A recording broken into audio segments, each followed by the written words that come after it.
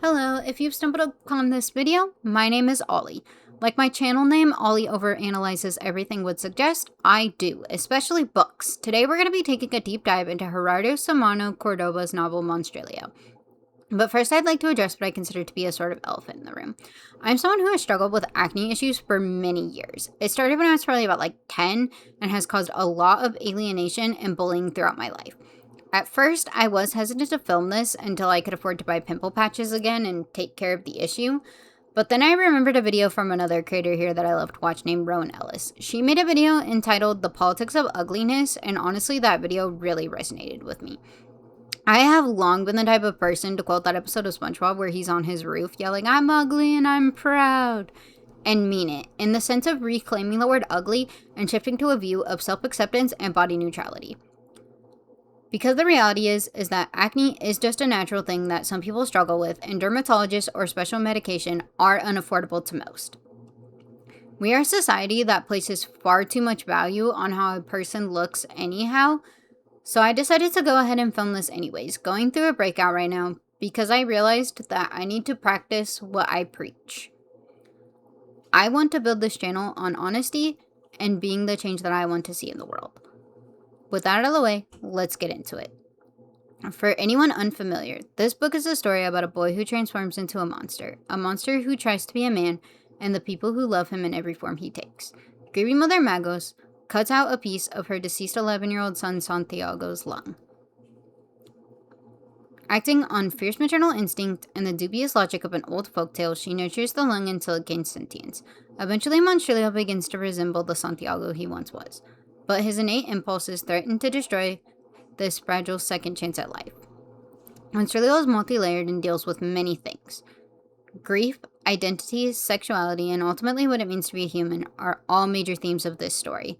The way this story was written is honestly very interesting to me because it is told in 4 parts, but each of these 4 parts is from a different character's point of view. The best way that I could think to organize all my thoughts on this brilliant novel was to take you through each part, discussing the themes and topics I'd like to go over as it relates to each character. First up is Magos, the aforementioned grieving mother. The book actually does start out in third person, just kind of setting the scene of Santiago's death, but even with this bird's eye point of view, the opening does mostly focus on Magos. Magos doesn't handle her grief for Santiago in the expected manner, and this is very off-putting to Joseph and even her own family, especially her mother, a little later in the book. We see Magos call death dull and boring, and even wish that Santiago's death had been a bit more dramatic, saying that she fantasized that he had died at a mall. In this opening, we also get the scene detailing how she cuts out the chunk of Santiago's lung. After doing this, her husband Joseph is horrified and says she destroyed their son. At one point, he even calls her a monster. This immediately made me think of the concept of femininity and monstrosity. The concept of the monstrous feminine was coined by Barbara Creed, an Australian professor of cinema studies in the School of Culture and Communication at the University of Melbourne. This concept also borrows ideas from Julia Kristeba's examination of the notion of abjection. According to Kristeva, abjection is the failure to distinguish what constitutes as self and what is other. It is a breakdown of borders between human existence and non-existence. Creed argues that abjection theory is profoundly ingrained within the horror genre. She explains this by focusing on how horror emphasizes the boundaries of humanity and beyond. Within horror films, this theory of a border and the breaking of rules and norms is important as it relates to the formation of the monstrous, which suggests that anything that navigates or exists across this border is abject. The monstrous feminine stages and performs monstrosity as a gendered experience, bursts a threat of rage, desire, mortality, and violence. Monstrosity is political. Monstrosity is not isolated or comfortable. The monstrous feminine posits and engages femininity as a unique expression of the abject. There are some monstrous traits that are unique to the monstrous feminine. These traits are desire, rage, hunger, ugliness, and body. We'll go through each of these and how Magos' character exemplifies them. Desire, related to the monstrous feminine, is related to the desire for pleasure, devouring, carnal, or intellectual desire. We see both a desire for pleasure and a carnal desire in the way that she talks about her husband Joseph's body, especially how much she enjoys his thighs. We also see this carnal desire in the way that she interacts with Santiago's body. This is not in a sexual way, but in the way that she almost takes ownership of his body. She details one of the times when Santiago was still alive and unable to breathe because of just having his one underdeveloped lung. She talks about how she helped him breathe again, saying his lung was mine alone to conquer. After Santiago's death, they spread his ashes by the dogwood tree in their yard. We see her having a maternal relationship with this tree earlier in the book, but in a mother knows best way. She believes she needs to do things to make it flower. Joseph tells her that it's been flowering for hundreds of years and doesn't need her care to do so. But there's a scene where it freezes over in the winter and she pours boiling water on it against the advice of both her husband and her son that it could kill the plant. This is where we see that she is willing to do harsh things if she believes it will make things, or later beings, in her care thrive. After they spread the ashes, she actually believes that the first flower of the plant is her son reincarnated, saying, "One believes the stupidest things in grief. I spoke to the flower and called it my son, and then I laughed, because how ridiculous, how cruel, really, it would have been if my son was reincarnated as something so ephemeral, frail, and beautiful. I killed that first bloom with one swoop of my hand. Dead again, my son could become something else." When she returns to Mexico to stay with Lucia, her mother, she is startled to realize that her mother is also mourning the loss of her only grandchild. Because Santiago was so hers, Magos could not fathom her feeling him gone. Chryseba's theory of the abject can be applied to the monstrous feminine, particularly the themes of the mother-child relationship and the mother's womb. In the process of opening up Santiago's body, we see her lick a bit of his blood. She savors Santiago's blood, a taste of iron and warmth. She could suck more blood out of his veins, but she won't. She's not a vampire. Though now she understands the impulse, the craving to drink deep and thirsty in her bowels. This over-the-top, ghoulish action resonates with the raw desperation and tenderness of a mother clinging to her child. Both her sexual desires, as described in the book, and this motherly desire to have ownership over Santiago's body and later Monstrilio's body, also both exemplify hunger, another characteristic given to the monstrous feminine. Rage, as it relates to the monstrous feminine, is described as unhingedness, sourness, violence, or the expulsion or embodiment of trauma and want. We first see this with Magos and how she deals with Joseph's grief for their son. She becomes exasperated with him as they didn't so much as exist, but haunted. And with no one else to haunt, they haunted each other.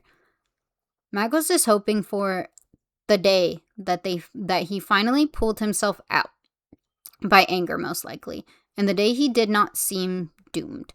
Maybe he'd have a rope to throw me.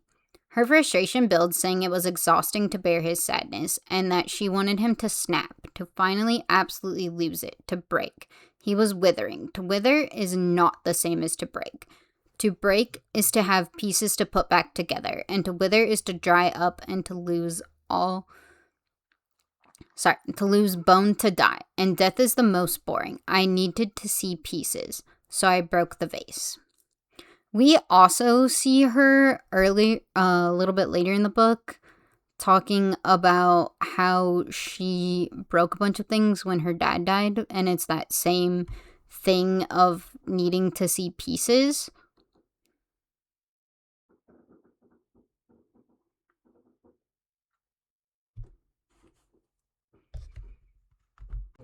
She did this by throwing a bunch of things out of her window, and saying that she thought she wouldn't be able to replicate such destruction again, as she was throwing things out the window to see them smash. We also see this rage within Magos when her mother decides to hold a mass for Santiago and all of her family attends. She calls them vultures. wanting to feed off of her grief, and says, "Was I expected to find solace in these people? I felt alone, perfectly alone. So alone I felt divine. Divine like a lonely god, unfathomable to anyone but herself. She is determined to handle everything by herself and uses rage to mask her sadness." Ugliness, as a characteristic of the monstrous feminine, is described as non-normativity or unruliness. A small example of this is a scene where Lena is visiting her at her mom's house and brings her a pair of spider-shaped earrings. Her mother refers to them as being horrible, but Magos puts them on immediately. Another example of Magos being attracted to / finding comfort in the macabre is another scene where she believes that she lost the lung and therefore lost her son again, in a sense. She is staying with Lena and going through another grieving period. During this time, she only finds comfort in a show about zombies and the gore of it. A bigger example, again, goes back to how the way she's grieving seems abnormal or even incorrect to those around her. After the mass back at her mom's house, when family members are trying to give her their condolences, she tells the reader, "I reveled in my brattiness, my refusal to cry or be the diligent woman who offered guests something to eat." Another example of this ugliness is way later in the book, during the Joseph chapter actually. She finally allows herself to grieve in the form of performance art. Her face contorted, she wept loud, unabashed. Her tears rolled fat and snot gathered on her upper lip. Her mouth opened wide, as if in a scream, but no sound came out. Magos didn't care how disheveled she became, or how ugly or red or snotty. This was Joseph's description of how she looked during that performance. Finally, the last thing relating to the monstrous feminine is body. Body horror and hunger are very prevalent themes of this book overall, and will definitely be gotten into more as we discuss the book. But in terms of how Magos specifically relates to this theme, as it relates to the archetype of the monstrous feminine, we see it in how we can compare her to Dr. Frankenstein. Childbirth, in many ways, is already the horrifying creation of a new being. The piece of lung she took from Santiago was developed inside of her, the way all of her son's body was. Monstrilio is biologically from her. Because of this, I believe is why Magos behaves the opposite of Dr. Frankenstein. She has a desire to claim Monstrilio as her own and to nurture him. Like other monstrous narratives from the genre, Monstrilio plays with the monster's sense of belonging and maintains a sense of tension in regard to how Monstrilio will be accepted by society, but offers a steady foundation of support and love rather than regret and alienation from his creator. At the same time, we do see the same transformation of Magos becoming the monster in the story herself, just like Dr. Frankenstein. It just happens through her desire to protect Monstrilio and hang on to Santiago instead.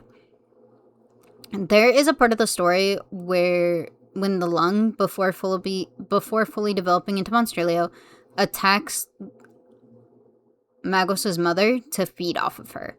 After this incident, Lena tries to comfort her, saying it wasn't her fault and she didn't know how dangerous that thing was. But Magos responds to this with the truth. She did know how dangerous it was.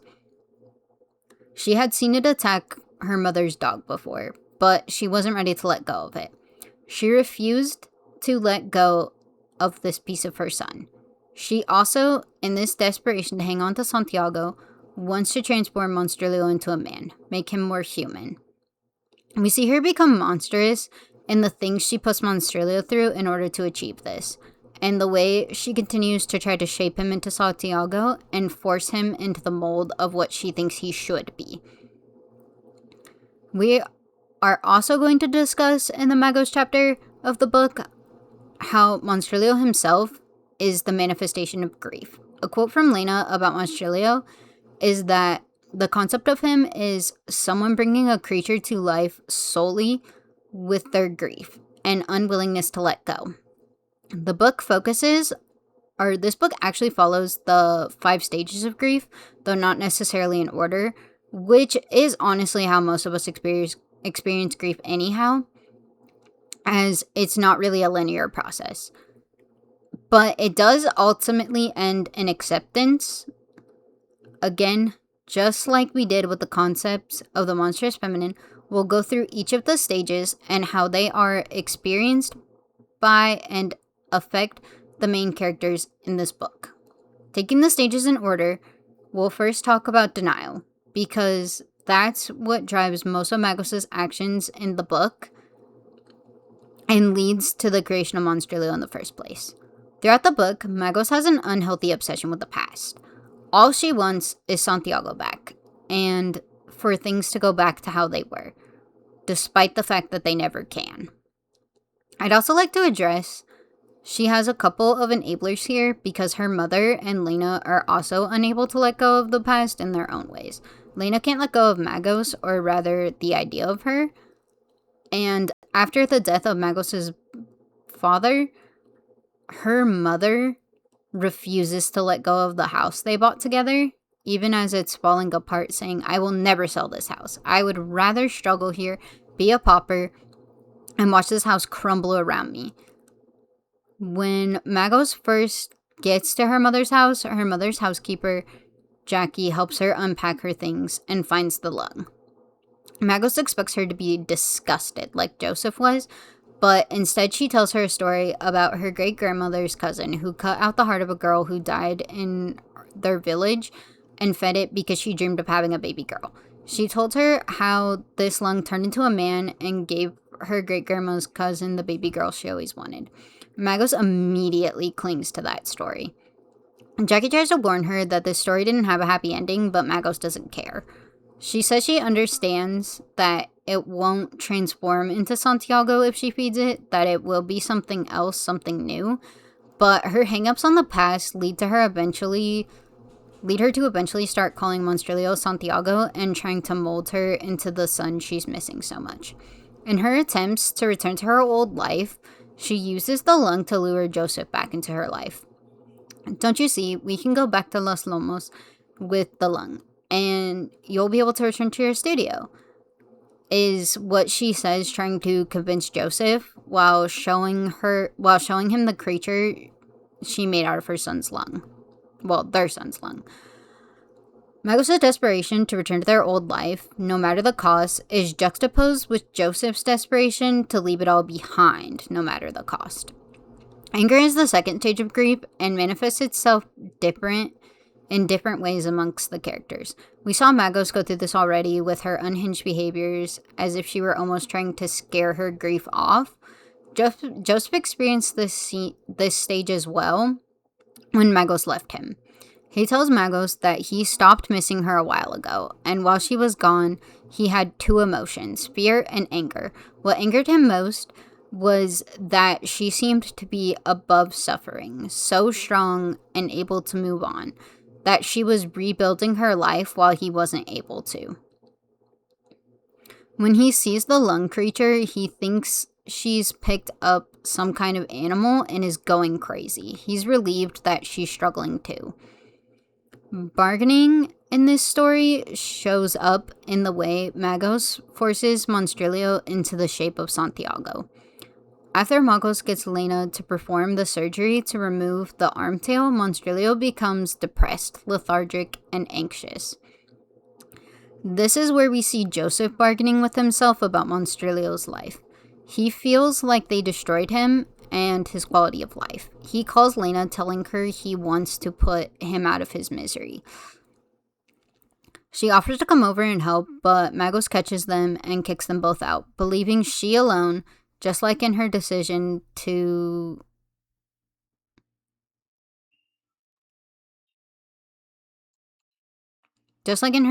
remove the arm tail, knows what's best for him. Her mom and Jackie take care of Monstrilio for a bit, teach him how to shave, and give him dentures to cover his fangs. And this is also when they start to referred to Monstrilio as Santiago. Joseph, on the other hand, refuses, understanding that Santiago is gone, and calls him M instead. As M grows, Joseph comes back into his life as a distant father figure who visits from time to time and stays updated on his life. He can tell that M is still uncomfortable in his human-like form, but he agrees with Magos to help him adjust because he feels like they've already done the damage and just wants M to be able to lead a happy life. And then there's the depression stage of grief. We saw Joseph go through this stage at the beginning of the book when Magos describes him as wilting. We see Magos go through this phase twice. When Santiago dies, she refuses to let herself be sad, but goes through her depressive episode we touched on earlier while staying with Lena. And this is short-lived because they find out that the lung was still alive, and she once again doesn't fully process her grief. Then again, when she finally allows herself to cry for Santiago at her exhibition son. The final stage of grief, of course, is acceptance, and thankfully that is how the story ends. Everyone, including Monstrilio himself, which we will be discussing in depth later, is finally ready to let go of Santiago. The story switches from Magos' point of view to Lena's, after the lung creature attacks Lucia, and Magos stays with her, having nowhere else to go. The first thing I want to discuss, relating to Lena, is one of the most frustrating parts of this book to me. It's a tale as old as time. Toxic dynamic of lesbian hopelessly in love with her straight best friend. Even though at one point in the story they do kind of end up together, Magos has no physical desire towards Lena. For Magos, it's always been about what Lena does for her. When Lena was in college, she stayed with Magos and Lucia. During this time, Lena fell in love with Magos. Magos talks about how they kissed once, saying she admired being loved by someone like Lena. But Lena is head over heels still because of this. But Lena is head over heels still. And because of this, we see Lena being constantly manipulated and used by Magos. When her mother wants her to leave and won't even speak to her after the attack, she gets Lena to take her in. Lena says, Magos has upended my life. We see Lena putting her own wants and needs and kind of just her life in general on pause to take care of Magos. When Jackie tells Magos the lung creature is still alive, she gets Lena to help her catch it and even house it after. Lena says that I wanted her to stay with me, even if the price was keeping a monster. Here we see Lena kind of run away with the fantasy of her and Magos coupling up and raising Monstrilio together. She says, to her, we were friends, sharing a bed. For me, it was an ancient hope reviving. Of course, this fantasy comes to an end when Joseph shows up again, actually intending to break things off for good. Just like Lena, Magos is able to rewrap him around her finger and convince him to move back to their old house with her. And Monstrilio is still desperate to put their unit of 3 back together. Lena doesn't want to lose Magos and to Joseph again. I wanted to delay their move, make Magos see their place was with me, convince Joseph to stay in New York, tell him Magos didn't want him. She had abandoned him twice. She didn't even look for him. She came to me. I would tell him that Monstrilio was a monster that couldn't love him. Lena knows once they leave, Joseph and Magos would be a family again. Everything was falling into place, back into a life where I had no place. Despite not wanting Magos to leave, she somehow gets roped into helping with the move. Even though she doesn't want to do it, she gets stuck cleaning out Santiago's old room because Magos begs her to. No matter how much her relationship with Magos hurts her, she still always feels compelled to do as she asks. This does eventually lead to the breaking point where, after not hearing from Joseph and Magos for some time, while they're off playing house and trying to pretend everything is back to normal between them, they invite her over, asking her to perform the surgery to remove Monstrilio's arm tail. Lena is really hesitant and even flat out refuses, But like always, Magos ends up manipulating her and Joseph into going along with it. Lena even risks her job in doing so by sneaking them into the hospital to do it. Almost everything in this book is a metaphor for existing outside the norm of what is expected.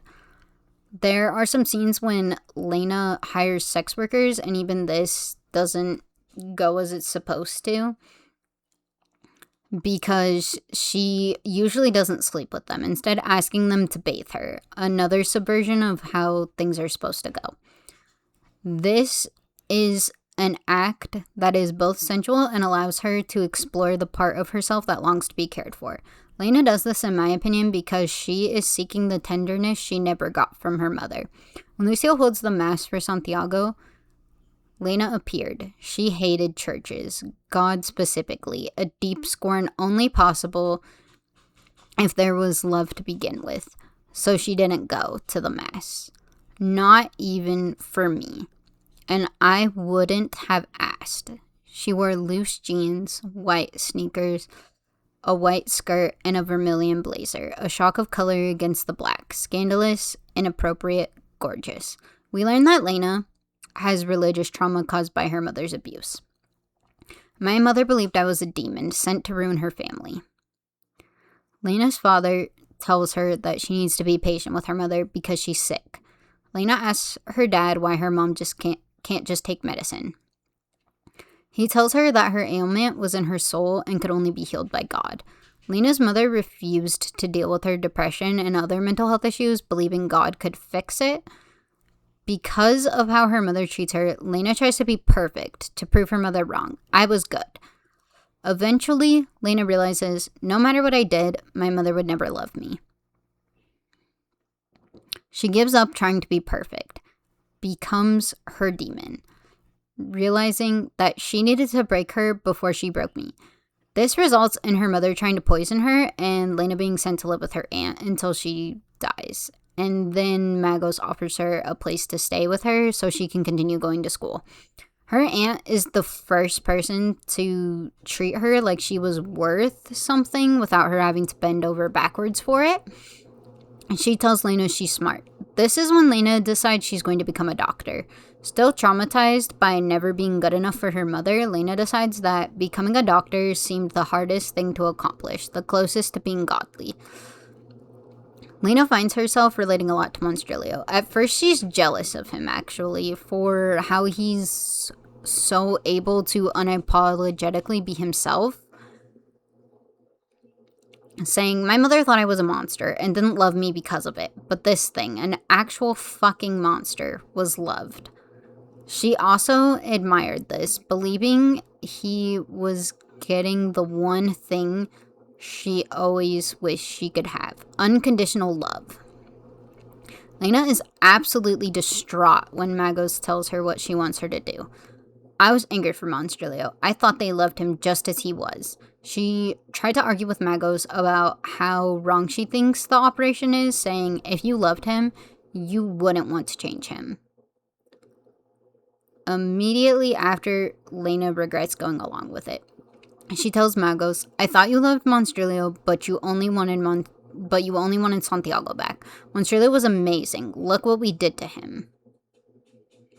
In the aftermath of Magos stopping Lena and Joseph from euthanizing Monstrilio, Lena and Joseph both end up leaving for New York, with Lena finally starting to let go of her feelings for Magos. And then the story switches to Joseph's point of view.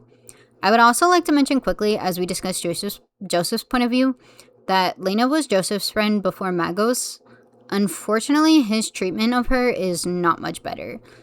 He calls her when he's freaking out about Monstrilio being depressed once his arm tail is gone, or when he's trying to reconcile the fact that he's going to get married again. But we never see him call her just to check up on her or anything. Again, this is kind of just showing how both Magos and Joseph only call Lena when they need something and use her a lot. At one point, when he's meeting up at a bar with her, he says, I didn't know how she found these places. To me, Lena's life consisted mainly of work, usually interrupted by one of us, Magos, Uncle M, or me. Everything else that she did the places she knew, the neighborhoods she walked through as if she'd been born there. Texts that made her smile or get nervous in a way that couldn't have been work-related surprised me every time. Her depths were a mystery. And that just kind of shows that he doesn't actually pay attention to her as a friend at all. They both really only care about what she can do for them. There's been a 7-year time skip, and the chapter opens on him at dinner with his boyfriend Peter and shows him being proposed to. As we briefly touched on before, Joseph is acting the opposite of Magos. While Magos is busy trying to morph M into Santiago, unable to let go, and Joseph is desperately trying to run away from his past. Like Lena, Peter is another queer character who is used by others to move their plot along. And Joseph is just kind of going through the motions and not really caring who he hurts in the process. We see this really unfold when his two worlds meet. Magos sends Joseph and Peter an invitation to her latest exhibition in Berlin, where she now lives with M, working as a performance artist. And Peter is insistent they go. Peter knows that M is Joseph's son, but doesn't know the full extent of things. He refuses to tell him the truth about Monstrilio, and by extension, Santiago. Peter has no idea that Magos and Joseph had a son they lost. He thinks M and Santiago are the same person because of how Magos refers to M. Magos never openly acknowledged M as separate from Santiago. He does seem like he wants to be a part of M's life because he genuinely does care about Joseph and wants them to be a family, but it can never really work out that way since it was built on lies. Joseph, reflecting on what he thinks he's allowed to tell Peter about M, says, perhaps this sanitized version of M would become the default, but I wasn't sure I liked it better. The refusal to tell Peter the full truth nearly ruins their relationship. It almost comes off like Joseph is ashamed of M, even if he claims he wants him to be happy. He can't seem to fully accept what M is. We see him struggle between wanting to just set M free and trying to make him more human. We see a flashback to a time when M was staying with Joseph's uncle Luke and him, and was chasing birds outside trying to eat them. Joseph stops him, telling him, "We don't do that anymore," while Uncle Luke, just like Lena, fully supports M just as he is. Joseph's struggle continues to grow as he watches M try and fail to be a man. Something I love about this book is just how casually queer it is. It was never needed to be introduced or explained that Joseph is bisexual. On that note, another concept I want to bring up with this book is the idea of queerness and monstrosity. Queerness and the horror genre have a long, complicated history. Early Gothic novels established the connection between a monstrous self and homoerotic desire. C.E. McGill writes in their essay, An Unnatural Body, Queerness, Monstrosity, and Frankenstein.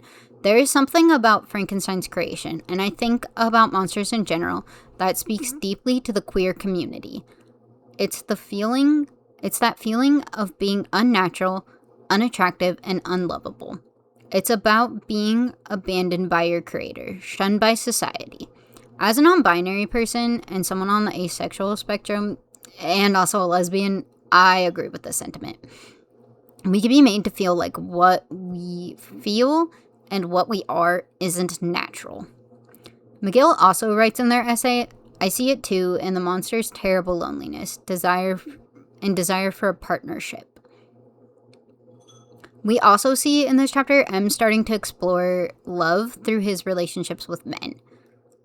When he has sex for the first time, he calls his dad to tell him, also admitting that he bit Thomas during the act. At one point in the book, Joseph has an interaction with Peter that's very similar to the one M has with Thomas, showing a deeper recognition from Joseph of some of the ways that M was being pressured to conform. Joseph tries it in the hope that if he can do it, M could too, but quickly learns the sacrifice and pain that comes with it. This all touches on the idea that queer sexuality is often othered or seen as unnatural. This is paralleled by M's feelings of hunger and how he has to constantly hide them or otherwise try and control them. As M explores love and relationships, kink becomes an integral part of the story. I saw a lot of reviews of this book questioning the inclusion of kink or even complaining about it. It reminded me of the debate about whether kink should be a part of Pride. So let's talk about it. Why is kink in this story? LGBTQIA+ communities and kink BDSM/leather communities overlap in many crucial ways, and they have for a long time. The queer rights movement was and is a movement of radical sexual liberation and rebellion against the idea that everything sexual, especially if it's out of the mainstream, is harmful. This is the exact reason we have a Pride to begin with. Queer leather bars, bathhouses, sex clubs, and organizations like the Lesbian Sex Mafia were and are safe havens for queer and trans folks. Gay leathermen and leather dykes were key actors in the fight against AIDS. And this comes from the article of Why Kink is an Integral Part of Pride by Rachel Harlick. As it relates to the story itself, when Monstrilio is dating, the sense of vulnerability is complex because he wants to be loved and accepted as himself, perhaps not as human necessarily, but as the individual he's grown to be. But despite his best intentions, he is a predator, and his desire to bite partners often toes the line of consensual kink and an act of violence. That week, I went on 3 dates. They let me bite, but when I ask if I can eat them, they laugh. I learned to laugh too, like I was joking. I bite as hard as I can without ripping flesh. I allow myself to break skin, draw drops of blood. Tasty, but not enough. Teasing, I control myself. Respect our deal. They're satisfied. I'm left hungry. He wants to partake in the raw, unabashed, ruthless consumption of a predator, consuming prey. But he knows if he doesn't resist the temptation, he can't maintain the illusion of his humanity or live up to the sanitized version of himself / idealized reincarnation of Santiago that he's expected to be. In Berlin, things take a turn from the worse. Peter, Joseph, Lena, M, and M's boyfriend Thomas all attend Magos' exhibition Sun. Honestly, everyone except for Peter and Thomas, who aren't privy to what this little performance really means, is horrified. Joseph, witnessing Magos finally grieve Santiago properly, realizes, I had never seen Magos cry before. Rebel tears that fought against her will to contain them and made her turn away. But never this open weeping. Her face was unrecognizable to me. She was the Magos I had wished for during those months in Ferguson, when I was drowning, and all she could do was follow me around like a kid playing, unable to show any emotion but silliness. I had wanted someone to drown with, together, but now that I was seeing this Magos, I realized that she would have pulled me down faster. M, understandably, does not handle this performance well at all. M stared ahead. His face showed no sadness or anger or fear, but it wasn't neutral either. It twitched as if unable to decide what gesture was most appropriate. Which gesture could possibly communicate whatever mess of emotions were bubbling up as he watched his mother mourn the child she'd been grooming him to replace. M disappears from the theater. Joseph is the only one to really notice and react to him leaving. I scanned the audience and found him shoving his way towards the exit. His head was low, his neck twisted, and his movements fast and jerky, as if he'd forgotten how to walk. I moved towards the exit, too, shuffling among the mourners who wept for a child that wasn't theirs, while I hoped to catch the child I still had left. After not being able to find him, Joseph confronts Magos about her performance. She tries to defend herself, saying, "It was 7 years ago. You cried then. I didn't." This shows how selfish Magos is, honestly. She grieved on her own terms, but it was at the expense of others, especially M. She tries to say that her performance had nothing to do with M, and even tries to turn around on Joseph, saying he was the one who always said they were different, and she wept for the one who died. This is when she at last finally acknowledges that Santiago is gone, but she refused to see that her way of doing so also really hurt him. And Joseph continues to argue with her, saying, "You're the one who's been calling him Santiago. How do you think he feels? Surely he's not..." They're interrupted, so he doesn't get to finish that thought, but one can assume he's going to say that M must suddenly feel like he's not good enough of a child for Magos. Overwhelmed by his feelings, M loses control.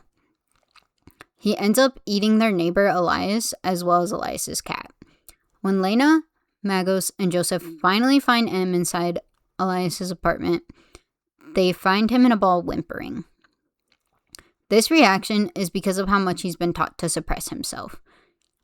He's been taught ever since the incident where Elena forgot to feed him when he was still in the Monstrilio form, and he escaped and ate a bunch of the neighborhood pets. That feeding is something he needs to be punished for. Magos is hesitant to call an ambulance because she's afraid they'll take M away. All M is able to say about what he's done is that he stopped before Elias died. Even when impulses fully took over, he is still trying so hard to control himself.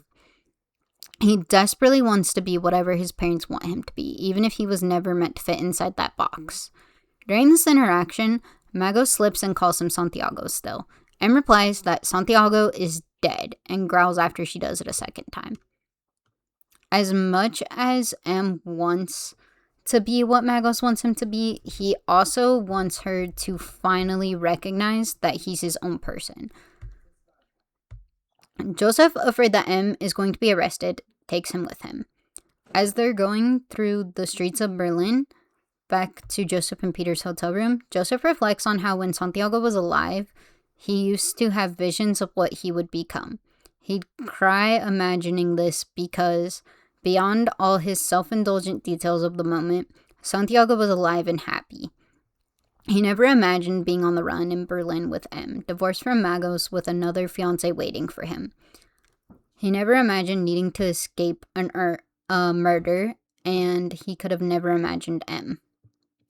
When they get back to the hotel, Peter is surprised that Joseph is there because they had been fighting, and even more surprised that Santiago is there as well.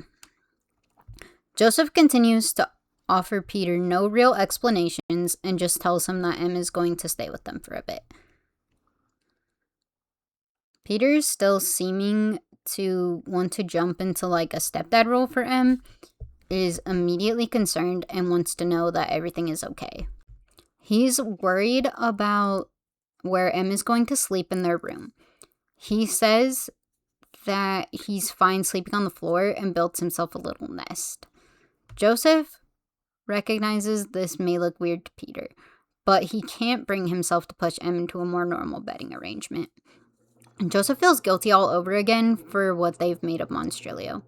M whimpered the way he used to when we first removed his armtail. I wanted to lie with him and comfort him, but I was stuck in the bed, anchored by the memory of the time I prayed his armtail would grow back, promising that if it did, I would accept him for what he was. I wouldn't judge his hunger. I'd bring him pets, myself, if that's what he wanted. But his armtail didn't grow back, although his hunger had clearly remained. Joseph decides that M is coming back to New York with them. He's not going to abandon M again. The next morning, M tells Joseph he wants to apologize to Elias. Joseph tells him that he can't, and M asks why not, saying that they've always taught him to apologize after he's done something wrong. And Joseph has to explain to M that he committed a crime when he attacked Elias, and they have to leave Berlin. M responds saying, I didn't mean to. I'm lying. I did mean to. I was hungry. Super hungry. I tried not to kill him, but he was very delicious. I stopped, and he didn't die. Lena said he was still alive. The ambulance took him. M feels like he needs to defend himself, but also be honest, still wrestling with what he is and what he's been taught he's meant to be. Knowing he's going back with his dad and Peter, Monstrilio asks if Joseph told Peter about him, the Monstrilio part. Joseph says he wouldn't understand. M, desperate to be seen, asks Joseph, do you? and Joseph sees Monstrilio staring back at him, wild and confused. The question was not an accusation, but rather a plea. Before we get into the last part of the book, I have a few honorable mentions of topics covered in this book. First of all, this book could be an allegory for several things, one being the transgender experience. Susan Stryker, a trans lesbian and activist, in her essay, My Words to Victor Frankenstein, above the village of... Honestly, I don't know how to pronounce it. Probably Shamanu? Performing Transgender Rage, lays out all of the ways transgender existence has been associated with monstrosity in the past, and reclaims this imagery, writing, the transsexual body is an unnatural body. It is flesh torn apart and sewn together again in a shape other than that in which it was born. I will say this as bluntly as I know how. I am transsexual and therefore I am a monster. Or it could also be an allegory for the neurodivergent, especially autistic experience. There are a few examples of this. M's flat tone, how M feels odd but doesn't quite know why, the way he's forced to mask or suppress the inhuman parts of himself. There's a part of the book where he says, I like my outfit, I wear the same one almost every day. M has an easier time having to manage just one thing to wear. We also see him struggle socially, recounting the time he was at a party and people asked him where he came from, and he responded, my mother. On a lighter note, like every good queer story, this book deals with the idea of found family. Magos, Lena, Joseph, Uncle Luke, and to a lesser extent Lucia and Jackie and Peter are all the chosen family of and participate in the communal care of M. This book also briefly covers disability representation, both in Santiago's character and in M as we watch him literally struggle through life without his arm, tail, and amputated limb. Finally, I can also see M being an allegory for the way intersex individuals are treated. M's arm tail being removed is an unnecessary mutilation of his body, much like the way intersex children are often given surgeries at birth without their knowledge or consent to correct them. And that leads us to, finally, M's point of view.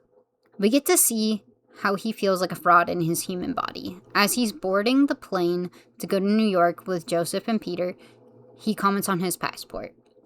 It doesn't say human, because only humans get a passport. Mine comforts me like an alibi. He worries the gate agent could be writing access denied, not human. But M wasn't always this constant nervous wreck. And he wouldn't always be either. In a weird way, this book is a Bildungsroman, or coming-of-age story. Instead of birth, Monstrilio's life technically starts with death. It's only after Santiago dies that Monstrilio can be born. At first, he doesn't even have a name yet. He's just an inanimate piece of lung. Magos feeds him and he comes to life, but she still hasn't named him yet, just referring to him as the lung. Much like how no one remembers when they were a newborn, Monstrilio doesn't have memories of this time of his life. Then he begins to grow and become more sentient. This is when Magos decides to call him Monstrilio, viewing him more like a child than an object or creature. And Joseph returns to their lives and he begins to develop language, speaking for the first time when he calls him Puppy, and also starts to grow limbs.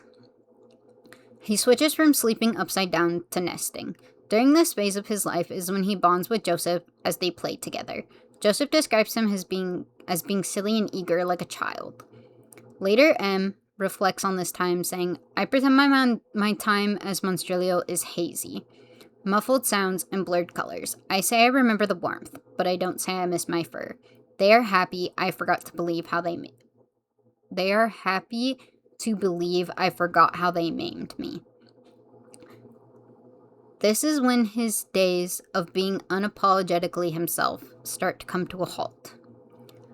Magos and Joseph discuss how they need to teach it to behave. Magos makes the decision to remove his armtail in hopes of helping him evolve. From this moment forward, traumatized by his experience is when we see him become timid. Is when we see him become the timid man as we finally get to see the world and his story through his own eyes. M tells us about going through this transformation, and it's almost like a forced puberty, feeling awkward and wrong, having to deal with his new body anyhow, which again as a non-binary person felt way too relatable to me. I can be very human, though for a while I refused to. I wouldn't even go out. The world was scary. Worse, I was scary in it, in a body I had no clue how to handle. More parts than I knew what to do with, but I had Santiago's memories. Mommy watched me transform.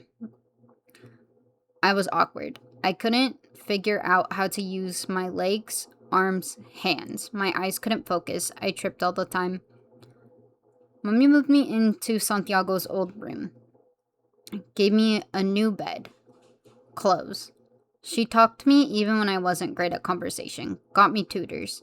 Some days, she left me with Grandma Lucia and Jackie. They taught me how to shave and gave me dentures. They made me a boy. They called me Santiago. They tried, and I tried. Throughout this section of the book, we see M continue to fight to be...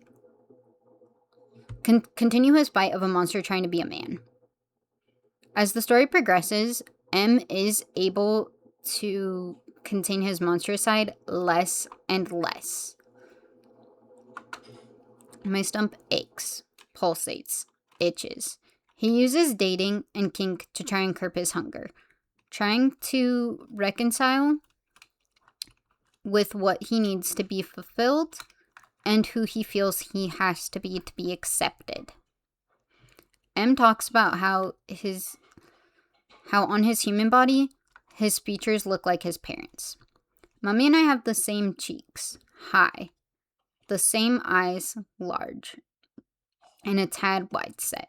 My nose is wide like Poppy's, but its shape is wider like Mummy's. I've surveyed my face 1,000 times to make sure these traits are real, not details I invented to be their son. We see how M is willing to suffer for his acceptance. I remember Santiago the least, but he's the one I summon most often. Maybe I'm imagining my lungs failure because I want to be Santiago. I breathe just fine as Monstrilio. Is drowning every so often essential to being Santiago? His family tries to help him with this as well, his father especially. When they return to New York, M stays with Uncle Luke. M tells him what he did, and his dad immediately says, "What you did was a mistake, M, a bad moment." Joseph always tells M they'll find something to satisfy his hunger. He treats him like he can fix him. The only normal human food that isn't meat he can stomach is Fruit Loops, which he calls Fruity Lupus, like Santiago used to. One of the small leftover parts of Santiago inside him. This is the one food craving Santiago and I have in common. Fruity Lupus makes me feel 100% human. Monstrilio was hungry all the time. The difference was he didn't know he shouldn't be. No matter what he does or how he tries, there's no escaping what he really is. He can't escape his hunger and the need for human flesh. Uncle Luke surprises him with half a cow. It tastes good, not great. The taste of fear is gone. Also, it tastes like cow. Nothing wrong with cow, but a cow doesn't dream. Not really. A human dreams crazy dreams, horrible dreams, great dreams, like flying or teeth falling out, or people long forgotten who pop up as if they never left. They dream of what they were, what they could become, and their dreams seep into their meat like a delicious marinade. His final date is the catalyst for the coming of age or final growth for M. He finds a man on a dating app who wants to be eaten. Everyone is reunited, gathered in Ferguson, for Peter and Joseph's wedding. Peter tells them about a story he read in the tabloids that's making it into the regular news as well. They found human bones in a Bed-Stuy apartment, a cadaver picked clean. It seems the victim was part of a cult. Maybe started it. Something about an extraterrestrial god consuming people in order to transport them to a new realm. M confesses to Joseph, Magos, Lena, and Uncle Luke about what he did. I tell Mommy and Puppy that Sam wanted to be eaten. That I only took 2 bites to start. I was going to leave, but he asked me to go on. Puppy says he thought I had my hunger under control. Says I can never do this again. Says at least the man wanted to die. Says I must try harder. I don't say anything. I can't keep saying I'm sorry. This scene shows how M is done hiding. He no longer wants to pretend to be something he's not. They're all quick to want to cover his tracks, just like they did in Berlin. They're worried he could be caught this time because some hairs were found in the investigation. M's hairs. After all, he promised Uncle Luke when sharing potential dates with him that he wouldn't get caught. His dad smashes the phone. And Lena takes the card out, wanting to make sure it's destroyed as well. Santiago had taken some things from Sam's apartment, like his phone and the sheets that were bloodied from when he ate him, because he has been trained that he can't leave evidence behind when he slips up. They go dump anything that could lead this back to M. M doesn't really like the way they're freaking out and trying to fix his mistake. He tells his dad to go home because he should be worried about the wedding, not him. Joseph responds by telling him they'll figure out a diet that satisfies him. M tells him that he knows what he wants to eat. His father tells him they'll handle it. M says he doesn't want him to. His parents have to let go of Santiago, and he's ready to let go of him too. If they don't need to hold on to him anymore, then neither does he. He can be free now. But that means he needs his parents to also let go of M. As I got to the end of the book, I kept worrying that something horrible would happen to him. I worried he'd either get caught for Sam's murder and probably killed for being a monster, or worse, his guilt and shame would drive him to kill himself. But another fantastic thing about this story is that it is not a bury your gays story. Surprisingly, everyone gets a happily ever after. Lena moves on from Magos, building a life where she doesn't feel like she's responsible for her anymore. Peter and Joseph reconcile, and their wedding is back on. Magos finally let go of Santiago. It seems she had honestly let go of Emmy to a degree a while ago. We were alone, only Mommy and I. Puppy had moved to New York, Lena too, and Mommy found her performances. The manifestation of grief she created was still there, but she seemed to have moved on beyond the need for it. After M is cleared from the crimes because the tests the police ran on the hair come back as inhuman, she finally comes to accept his inhuman parts. She understands he must leave and why. She's ready to set him free. Then of course there's M. With his arm tail growing back and transforming back to Monstrilio, he wakes everyone, except Peter, to tell them goodbye. Lena is happy for him that he's going to go give the wildlife a try. She knows he's getting to be who he was always meant to be. His dad is hesitant, telling him he doesn't want him to leave, and still insistent they'll figure out his hunger. M is firm in his decision that he doesn't want to figure it out. He knows what he wants and who he is. I turn towards the woods. Ahead of me, there's only darkness. It will swallow me, but I don't panic. The panic is not mine to carry anymore. I can't let it go. My arm tail uncramps. I unhinge my jaw, let my mouth stretch as wide as it will go. Soon, I won't feel the cold anymore. My body is already growing its patchwork of fur. I step forward. Ultimately, Monstrilio is a classic, sympathetic monster character, written with a deep sense of humanity and a desire to be good. But there's something more powerful, I think, about his desire to be his true self, to be free. There's an unsurpassed freedom in him giving into his hunger and predatory nature.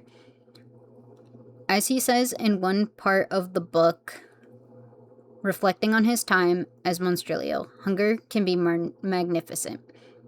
At the heart of this novel, or at the heart of it, this novel asks not what makes a monster a man, but why would we want to change someone to fit our mold of humanity?